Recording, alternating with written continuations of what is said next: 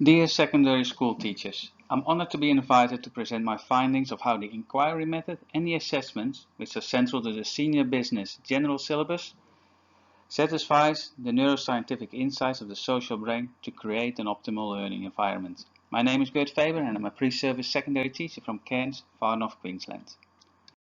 The structure of my presentation is the following. First, I will discuss what the inquiry method for learning is, as described in the syllabus, as well as what the formative assessments are in year 11 and 12.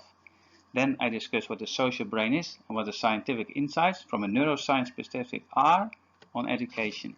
Finally, I will present my review if the inquiry method and the assessments are meeting the scientific insights of the social brain for education. The business syllabus prescribes that an approach to inquiry is the pedagogical framework to be used. According to Masters, learning in the 21st century is dynamic and will be enhanced by using an inquiry approach. But what is an inquiry approach? According to the QCAA, inquiry-based learning involves a method of learning initiated by questions or problems, personal construction of a student's own knowledge, in other words, knowledge that is new to the student, an active approach to learning where students have the central role, the teacher acts as a facilitator, and developing self-directed learning over time as students assume increasing responsibility for their learning. Students in Year 12 have 4 summative assessments, 3 of which are internal and 1 is external. The 4 assessments are examination, a combination response, investigation, a business report, an extended response, a feasibility study, and an examination, also a combination response. In other words, all the assessments are written. Some responses are short and some are long. Instrument-specific marking guides are provided in the syllabus for the 3 summative internal assessments in Unit 3 and 4. These guides describe the characteristics evident in student responses and align with the identified objectives of the assessments. In Year 11, students should be assessed using the same assessment methodology as in Year 12. The social brain. According to Dr. Kuhl, the power of the social brain has been totally underestimated in education. Essentially, it is a driving force in learning. Evidence reveals that the social brain is operating to assist learning throughout the whole lifespan. So what's the social brain? According to Blakemore, the social brain is a network of brain regions that are involved in understanding other people. Why understanding other people? Cosolino describes in his book The Social Neuroscience of Education the origin of the social brain. Back in time, humans lived in tribes. These communities were held together by family relationships, shared rituals, and the necessity of cooperation for survival. There is a high level of interdependence, cooperation, and group solidarity. Group norms were established and the demands of survival are enforced by the community itself. There is no external authority. Leadership was earned through services to the members of the community. Back in the days of the tribe, teachers were elected what they had to offer. Teaching happened in small groups based on cooperation, equality and fairness, democratic decision-making, cohesiveness, and shared responsibilities. This primitive social instinct is still there and will always be there. Awareness of how the social brain originated and what the characteristics are is an opportunity to create an effective learning environment. So, translated to the learning environment, we should essentially go back to establish a modern tribal classroom for effective learning. What are the neuroscientific insights of the social brain on education? First of all, I'll share the 9 scientific insights from Professor Cosolino about what educators might want to keep in mind in the classroom. First of all, the brain is a social organ. The brain interacts with other brains, and in order to survive and thrive, it needs stimulation and connection.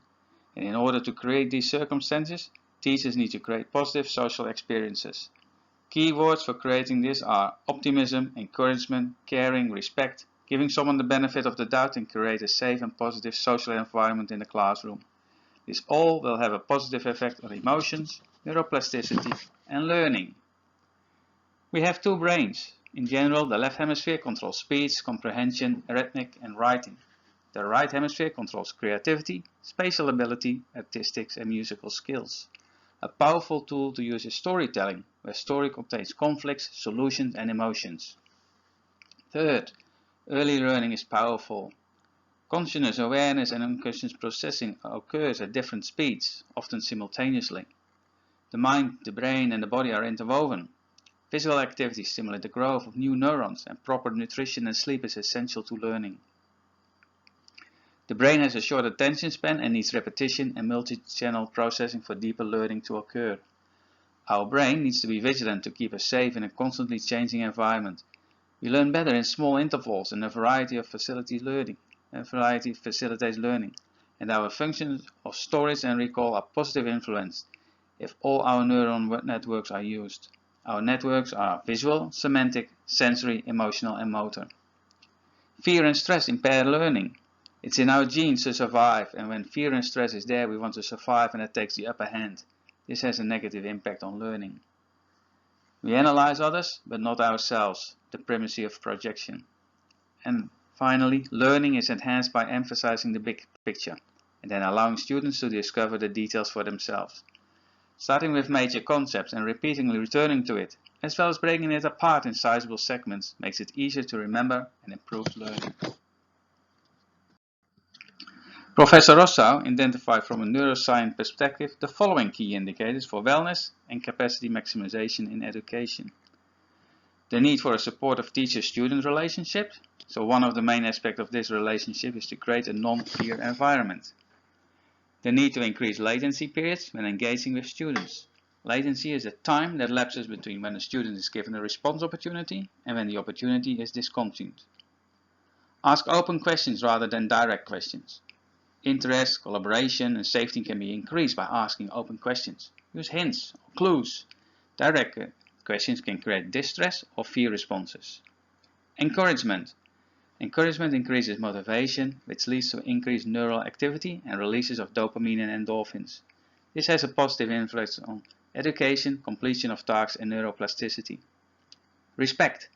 Demonstration of respect increases the sense of being accepted and hinders fear. Enthusiasm and passion. A teacher can improve learning outcomes when it genuinely teaches with enthusiasm and passion. When teaching is done this way, it will facilitate the students to have a similar response. And as last, provide an enriched environment. This means a safe and trusty environment where there is no place for fear, bullying, etc. It's an environment where students can laugh, play, belong, learn, and flourish. So based on the above mentioned insights, I have reviewed the inquiry approach and the assessment of the business syllabus. First of all, the inquiry approach from a neuro perspective is a good instrument for learning.